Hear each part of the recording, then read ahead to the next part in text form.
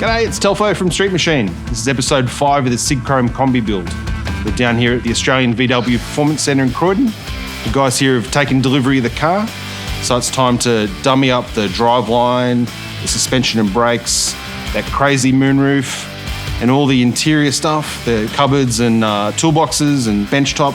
All that's a fair bit of fabrication involved, so we want to do that now before the car gets painted.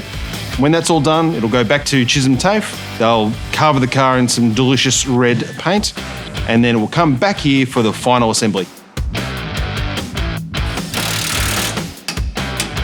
So today we're going to be installing the brake supply by UPC. We're going to be fitting the new wheels, the Fuchs replicas, installing the gearbox which has been rebuilt and cleaned up, and also fitting the engine which we've seen in the previous builds. So by the end of the day, have this all sitting in and rolling on its wheels.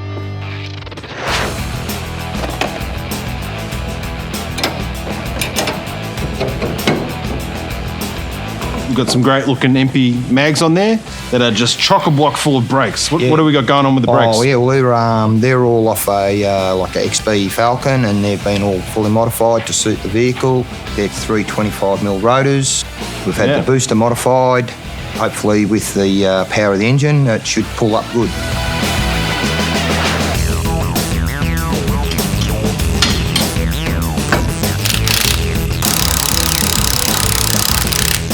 Yeah, so basically what just happened is the threads that we've got on here are brand new, and we just put a couple of nuts on, throw the wheels on to turn the car around, and what's happening is because the thread was dry, we didn't have any lube or anything on it, the thread allowed us to go on, and then it's picked up a little bit of burr on a thread, and because there was no lubricant, it started to weld itself.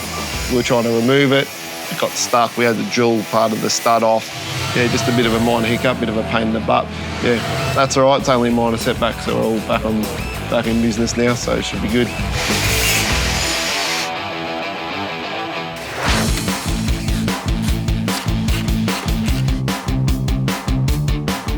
All right, last time we saw this engine, it was sitting on an engine stand. It was looking pretty damn cool. It's a 2.2 stroker with twin carbies. The guys have dressed it up really nicely. They've now painted the engine in body colour, and they've got it sitting in the back of the combi.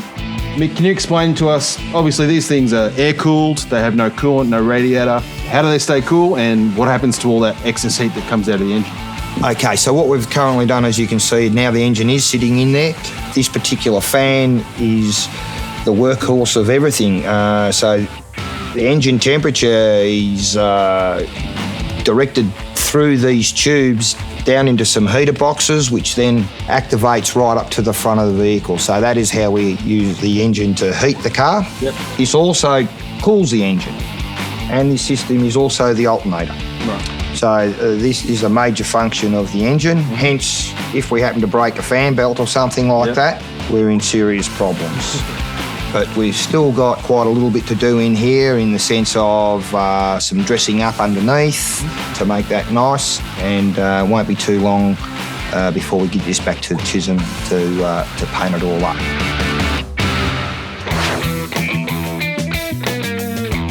So here we are standing in the combi. We were originally going to put in a glass top, but unfortunately through all engineering developments they've told us that we're not allowed to do that. So now we've opted for a slide back sunroof, which is in 100 inches long, which is probably one of the longest sunroofs we've seen. We'll have to do some reinforcing, and obviously we're going to also have to lengthen these side panels a little bit to allow the roof to sit in. So look, as you can see from this particular angle here, this is the amount of the roof area that still has to be notched out. This area here is the area that we still have to fill in. So we're going to still have to fill all this in, weld this all up, cut this all out, drop the roof in. Then we're going to send it back to the students at the TAFE to complete the exercise of filling it and getting it prepared for paint. Yeah, look, today's gone quite well. Obviously, we had a couple of little dramas here and there, but pretty much achieved exactly what we needed to achieve, which is installing the front end, getting the thing onto its wheels, fitting the brakes on. We just got a few little bits and pieces to finish it off. Yeah, I mean, we already know this thing goes like a rocket, so it should turn a few heads once it's all on the road.